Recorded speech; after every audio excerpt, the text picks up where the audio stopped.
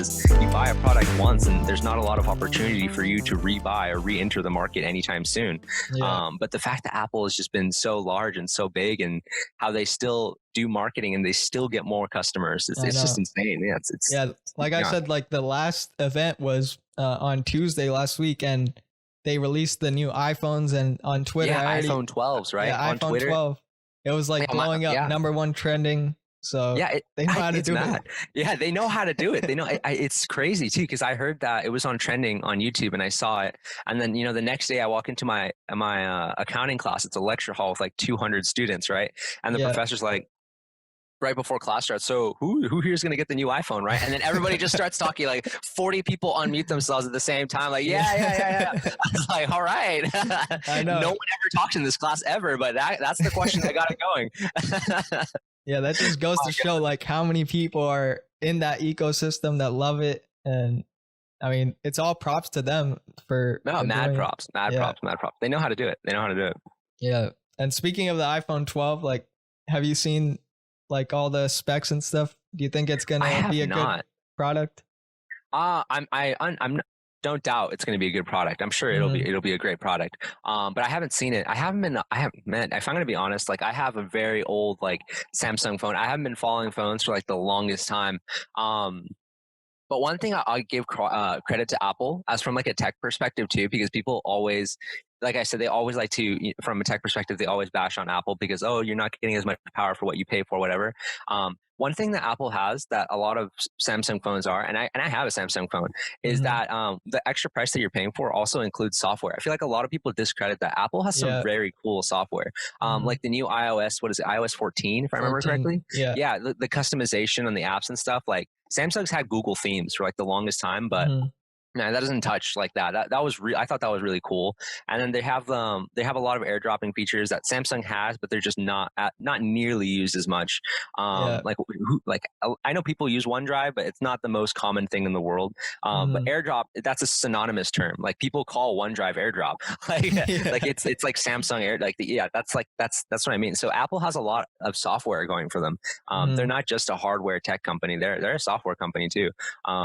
And I think that's what justifies maybe paying a little bit more, or why they charge more, because like you said, part of that home, that family. But I think it's going to be a great phone, successful phone. From what I remember, after every gen of iPhone, the cameras just get more and more intense and insane. At this point, you're just buying a Canon with your phone, like a Canon camera. Like they added a LiDAR like depth sensor to it now, like the Pro models. So like it's going to be really good in low light, and they have now 3 cameras like they did last year with the like ultra wide, and telephoto lens. So you gotta. Those made by iPhone commercials always get me like, whoa, like those are that's a really good camera. That's a really good camera. Yeah. And they're, like you said, the software they build, like they're the only, I think, company, like phone company that builds their own software with their hardware. Cause most phone companies like Samsung, OnePlus, they get their like an Android software.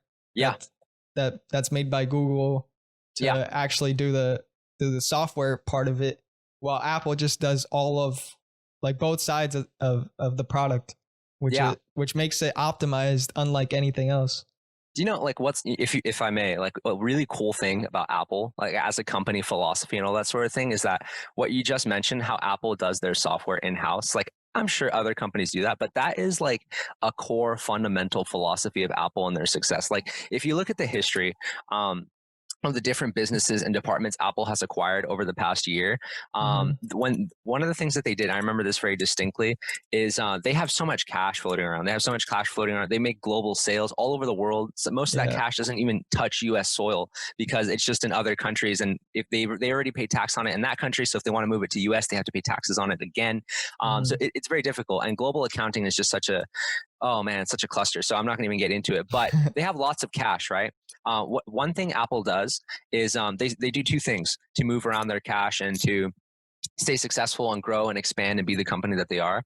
They sell patents. So they sell those technologies that you mentioned. They buy those things and they sell those things. That's the way that they roll. They don't rent. Apple doesn't rent anything. They don't rent this Yeah. technology. They don't work with another company. They have the cash to just buy it, so They why have the not? cat exactly. An excellent example of that is do you know how iPhones have like the fingerprint scanning and all that sort of stuff? I don't know Yeah. what year it was, so I'm not going to say Touch any. ID. Touch ID, right? I don't know Yeah. what year it was, but I think it was, or 2010s around there, somewhere, whether it's a few years below that, a few years above that.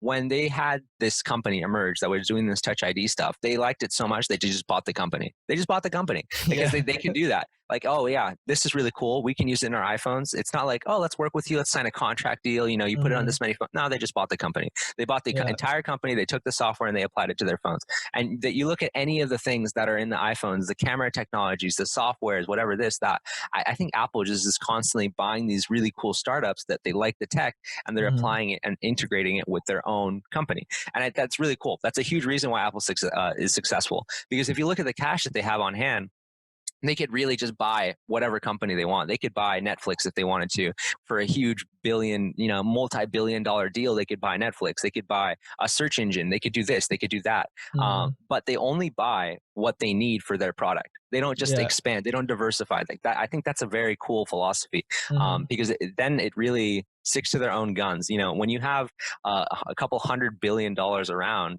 it's so tempting, right? You just want to buy different, diversify your income, whatever it is. But no, Yeah. they buy what they need. They buy what they need. And Mhm. when they need it, they have all the cash on hand to do it. So I just think that's really interesting. There's not a lot of companies that do that. Not a lot of companies that Mhm. do that. Yeah. Now, and they do it well. Like it's They do. one way to say it that they just do it, but they do it the right way, and it's Yeah. successful. So, Yeah. and I know. Yeah. now they're yeah. Go ahead.